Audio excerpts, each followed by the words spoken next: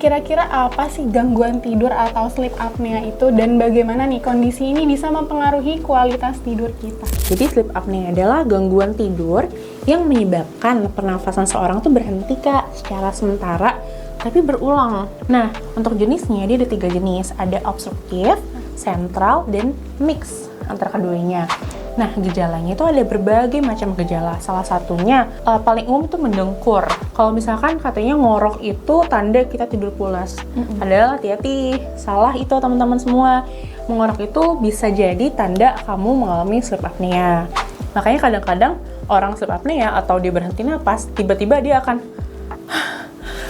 gitu. Jadi kayak terengah-engah bangun tiba-tiba karena itu adalah respon tubuh untuk membangunkan kita gitu.